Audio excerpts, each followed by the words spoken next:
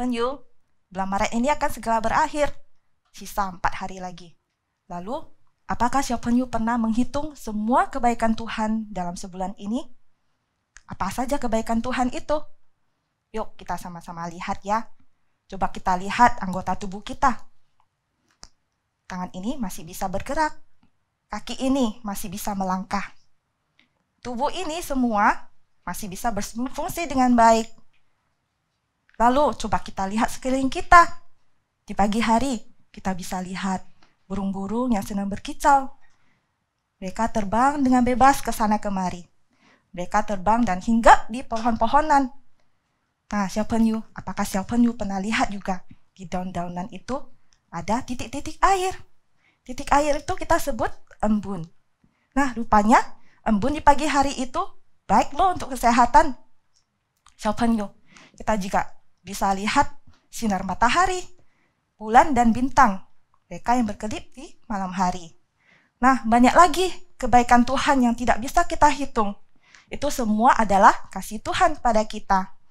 Penyu, aku mau ajak kita semua merasakan semua kebaikan Tuhan itu dan kita menyembah Tuhan kita yang telah mengaruniakan anaknya yang tunggal bagi kita. Yuk, kita bangkit berdiri, kita angkat lagu pujian ini dengan semangat. God of Love. I can see it in the stars that shine and the birds above. I can feel it in the heart so tight, the wonder of your love. God, you love me more than words can say. And as sure as the sun comes up, you will always stay. And I praise you, God of love. And I thank you for your Son. And I praise you, oh I praise you, God of love.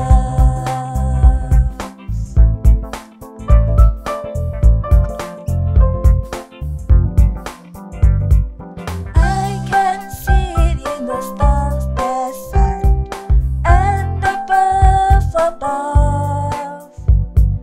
I can feel it in the heart so tight, the wonder of your love. God, you love me more than words can say. And as sure as the sun comes up, you will always stay. And I praise you, God of love. And I thank you for your Son. Yes, we praise you, God of love. And we thank you for your Son. And we praise you, oh we praise you. And I praise you, oh I praise you, God of love.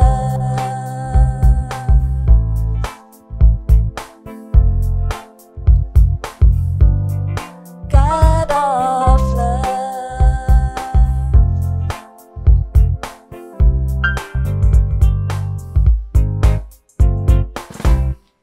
Penyu, Tuhan Yesus adalah satu-satunya jalan keselamatan bagi kita. Tuhan Yesus telah rela mati di atas kayu salib. Ia bahkan bangkit dari kematian. Ya, Yesus sudah bebas. Yesus telah menang dari kuasa dosa. Siapa mau nggak menang dari dosa? Mari kita sama-sama mengaku semua dosa yang telah kita lakukan, sengaja maupun tidak sengaja. Dan kita mohon pengampunan dari Tuhan. Mari kita bersatu dalam doa. Tuhan Yesus, saat ini kami datang mengaku semua dosa yang telah kami lakukan, yang telah membuat Tuhan sedih dan kecewa. Tuhan, setiap harinya ada saja yang kami lakukan, dan itu semua sudah menjadi kebiasaan kami. Tuhan, kami sering tidak mau diatur. Tuhan, kami juga tidak mau mengalah. Kami sering mau menang sendiri. Tuhan, ampunilah kami. Tuhan, kami juga sering bersungut-sungut. Kami malas belajar. Kami juga malas berdoa. Tuhan, ampunilah kami. Kami tidak mau lagi mengulangi semua kesalahan yang membuat Tuhan sedih dan kecewa. Tolong kami ya Tuhan, ampunilah kami. Kami mau sungguh-sungguh taat padamu. Di dalam nama Yesus Kristus, kami berdoa dan berseru. Amin. Setelah kita mengaku dosa kita, maka Tuhan yang sumber kasih, Tuhan yang maha pengampun akan mengampuni kita dari segala dosa kita. Asal kita mau sungguh-sungguh bertobat, kita mau sungguh-sungguh berubah. Janji ya pada Tuhan. Nah, lagu berikut ini menunjukkan kasih Tuhan yang tidak pernah berubah. Kasih Tuhan yang telah mengorbankan anaknya yang tunggal, mati di kayu salib untuk membebaskan kita dari dosa, membawa kita dari kegelapan menuju kepada terangnya yang ajaib. Pauku setia, salib yang berharga.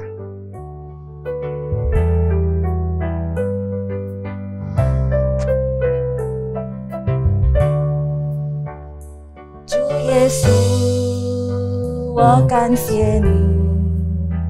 你的身体为我而生，带我出黑暗，进入光明国度，使我再次能看见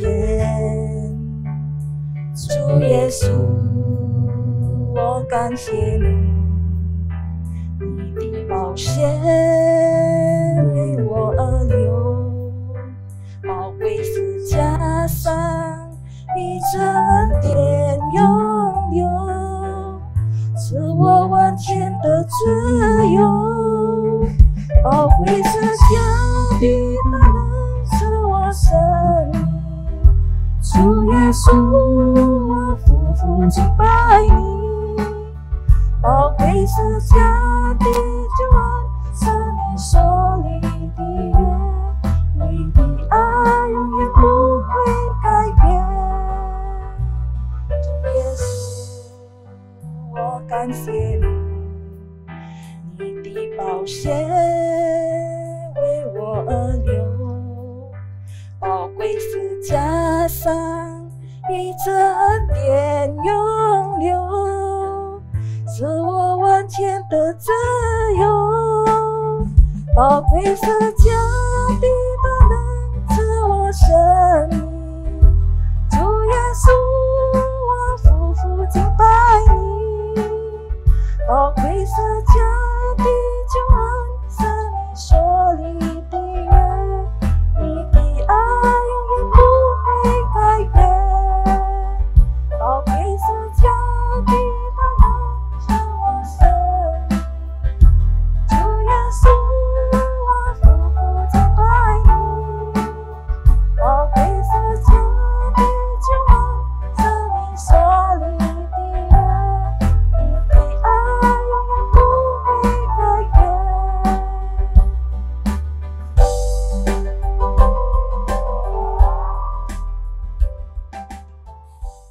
小朋友silakan duduk. Tuhan Yesus telah terlebih dahulu mengasihi kita.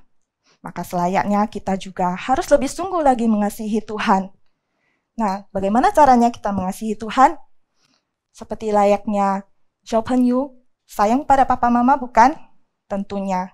Siapanya juga pengen selalu dekat dengan papa dan mama. Kemanapun melangkah, pasti selalu cari papa mama duluan. Nah, begitu juga dengan Tuhan kita. Tuhan kita pengen kita selalu dekat pada Dia. Pengen selalu kita datang padanya, ngobrol pada Dia. Caranya, kita bisa dengan memuji Tuhan, dengan puji-pujian. Kita juga bisa ngobrol dengan berdoa pada Tuhan. Kita mendengarkan suara Tuhan. Mendengarkan suara Tuhan itu dengan membaca Alkitab. Nah, Xiaopenyu, saat ini kita also mau ajak kita semua memberikan persembahan ke rumah Tuhan. Sebagai rasa syukur kita atas kasih Tuhan yang tidak pernah berubah. Kita akan menyanyikan lagu Mengasihi Lebih Sungguh.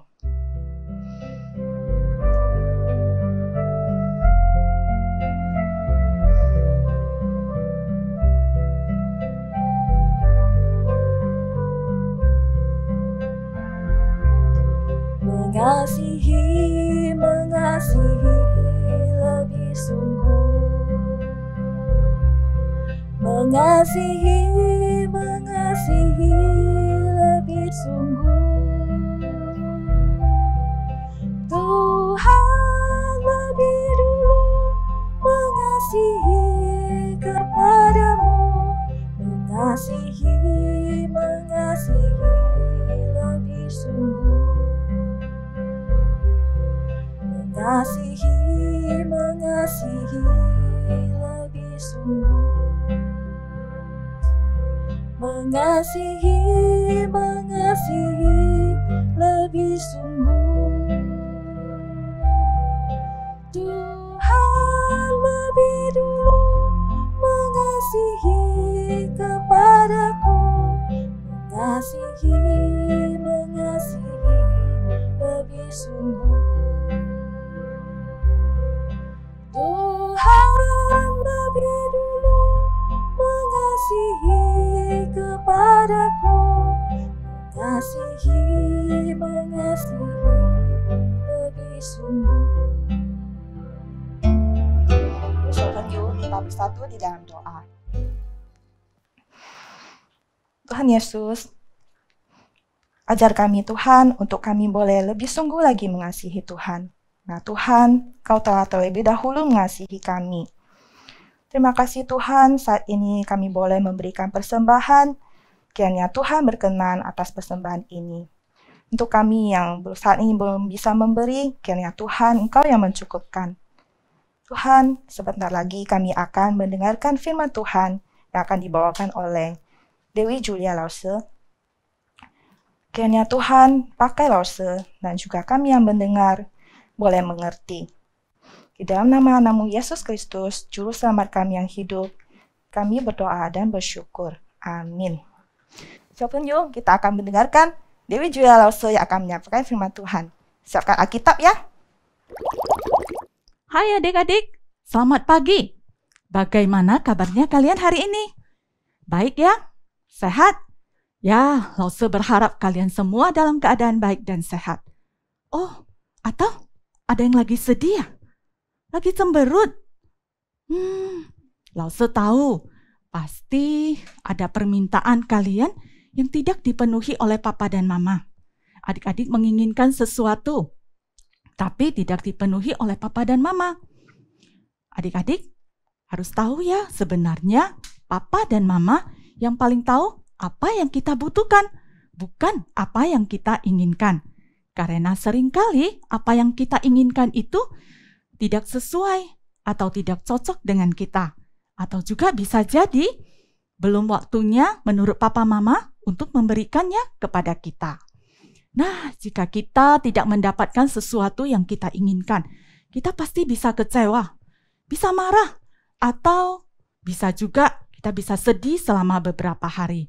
Namun tak kalah kita percaya kepada papa dan mama yang selalu memberikan yang terbaik kepada kita, kita bisa belajar taat kepada keputusan papa dan mama. Adik-adik tahu, Tuhan Yesus juga pernah mengalami suatu keadaan di mana saat Yesus sebagai manusia, ia juga harus menerima kehendak Bapaknya. Pada saat itu Yesus berada di dalam keadaan yang juga sedih, susah hati, dan Kalau bisa ada cara yang lain. Wah, adik-adik, apa yang sebenarnya terjadi ya? Ayo kita lihat, kita buka Alkitab, kita lihat di dalam Injil Lukas pasal 22, ayat 39 sampai 46. Suatu hari, Yesus mengajak murid-muridnya pergi ke Bukit Zaitun. Akhirnya mereka sampai di sebuah taman yang bernama Taman Getsemani. Tuhan Yesus mengajak ketiga orang muridnya, memilih ketiga orang muridnya, yaitu Petrus, Yohanes, dan Yakobus untuk bersama-sama dengan dia. Lalu Yesus berkata kepada mereka, "Berdoalah supaya kamu jangan jatuh ke dalam pencobaan." Kemudian Yesus menjauh dari murid-muridnya. Ia kemudian berlutut dan berdoa. Pada saat itu Yesus berada di dalam situasi yang membuatnya sangat sedih dan sangat susah hati. Ia berdoa kepada Bapanya, "Ya Bapakku, jikalau Engkau mau, ambillah cawan ini daripadaku. Tetapi bukanlah kehendakku, melainkan kehendak-Mu yang terjadi."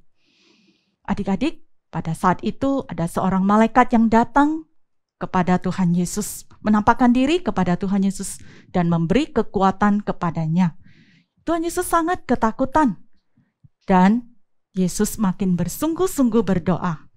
Keringatnya atau pelunya dicatat seperti titik-titik darah yang bertetesan ke tanah. Setelah Yesus selesai berdoa, ia kemudian kembali kepada murid-muridnya. Ia mendapati murid-muridnya sedang tertidur. Yesus berkata kepada mereka, "Mengapa kamu tidur? Bangunlah dan berdoalah, supaya kamu jangan jatuh ke dalam pencobaan." Adik-adik, apa yang sebenarnya sedang dialami oleh Tuhan Yesus? Apa yang menjadi kehendak Bapanya yang di surga? Pada saat itu, Yesus berada dalam kondisi yang sangat berat. Yesus sebagai pribadi yang tidak berdosa, tapi ia harus menanggung dosa seluruh dunia. Walaupun Yesus sebagai Tuhan yang berkuasa atas segala sesuatu, tapi pada saat ia harus menanggung dosa seluruh dunia, ia harus ditinggalkan oleh Bapaknya yang di surga.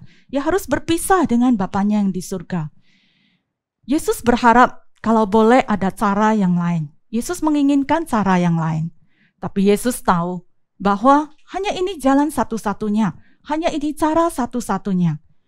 Cara satu-satunya adalah bahwa ia harus menuruti kehendak Bapaknya yang di surga, yang merupakan kebutuhan bagi semua orang orang di seluruh dunia, termasuk Lause, adik-adik, papa dan mama, yaitu kebutuhan akan keselamatan dan hidup yang kekal, dan hanya bisa melalui Yesus.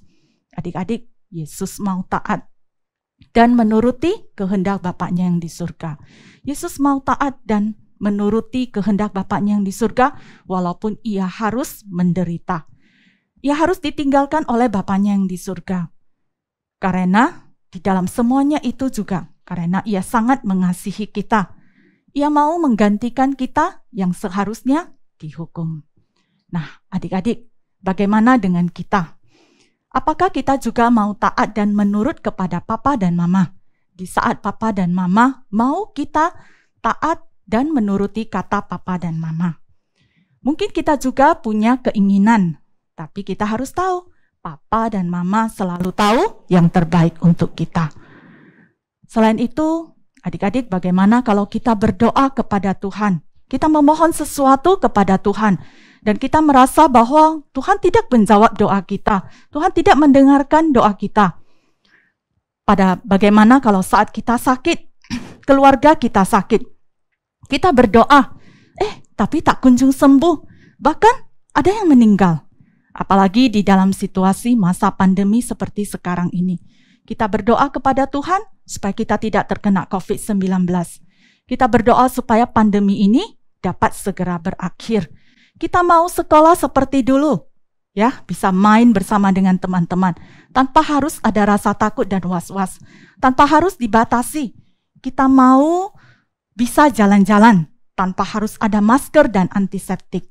Tapi kita lihat adik-adik sampai hari ini, kita bahkan di antara kita yang harus terkena COVID-19, Bahkan ada keluarga kita yang harus meninggal dan pandemi ini masih belum berakhir. Apakah kita masih mau taat dan percaya kepada Tuhan, percaya bahwa Tuhan memberikan yang terbaik? Nah, adik-adik, jawaban saat kita berdoa memohon kepada Tuhan, jawaban Tuhan bisa seperti ini. Lalu diilustrasikan seperti lampu lalu lintas. Ya, adik-adik sudah tahu ya, kalau di jalan kita ketemu lampu lalu lintas ada warna merah, kita harus berhenti. Kendaraan semua harus berhenti. Ada warna kuning, harus hati-hati atau siap-siap, berjaga-jaga. Dan ada lampu hijau, berarti semua kendaraan boleh jalan. Nah, di dalam doa jika Tuhan menyalakan lampu merah, itu berarti bahwa tidak boleh, ya, tidak boleh, mungkin tidak sesuai dengan kehendak Tuhan, tidak sesuai dengan kita, tidak cocok dengan kita. Ada kalanya Tuhan juga menyalakan lampu kuning. Tuhan katakan harus tunggu, belum waktunya untuk diberikan kepada kita. Dan ada kalanya Tuhan menyalakan lampu hijau. Artinya Tuhan membolehkan, mengizinkan dan memberikan karena sesuai dengan kehendak Tuhan.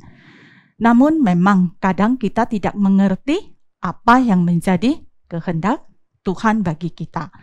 Nah, adik-adik, selain itu saat kita berdoa, kita juga harus tahu bahwa berdoa bukan berarti kita harus memaksakan kehendak kita kepada Tuhan.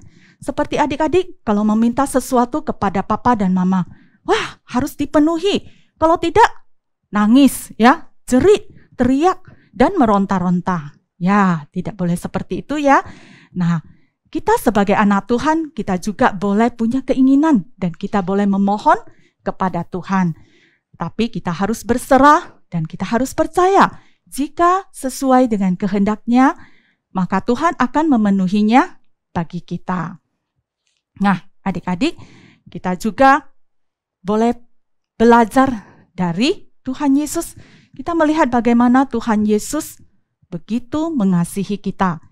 Tuhan Yesus pasti tahu apa yang terbaik bagi kita. Kita boleh belajar seperti doa Tuhan Yesus, ya. Tetapi bukanlah kehendakku, melainkan kehendak-Mu yang terjadi. Nah, seperti di dalam Injil Lukas yang sudah kita baca tadi di dalam Lukas pasal 22 ayat 42. Ya Bapakku, jikalau Engkau mau, ambillah cawan ini daripadaku. Tetapi bukanlah kehendakku, melainkan kehendak-Mu yang terjadi. Ayo kita baca sekali lagi di dalam Injil Lukas pasal 22 ayat 42. Ya Bapakku, jikalau Engkau mau, ambillah cawan ini daripadaku. Tetapi bukanlah kehendakku, melainkan kehendak-Mu yang terjadi. Jadi, bukanlah kehendakku, ya, melainkan kehendak-Mu yang terjadi. Mari kita belajar seperti Tuhan Yesus. Kita mau taat dan menurut kepada kehendak Bapa di surga. Mari kita berdoa.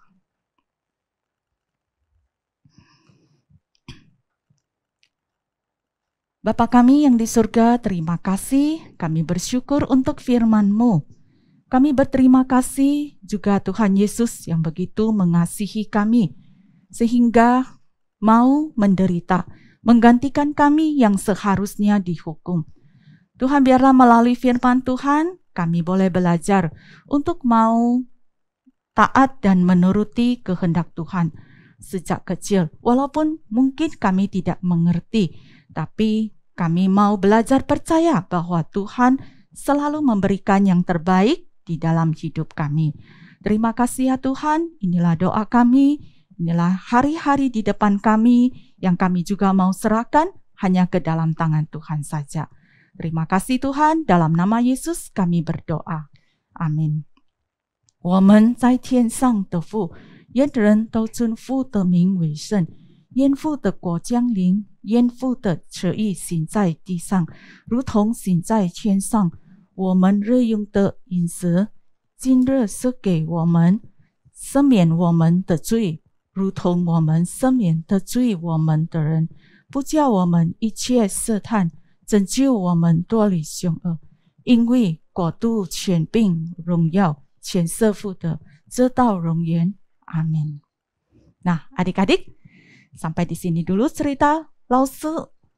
Sampai jumpa kembali minggu depan. Dadah!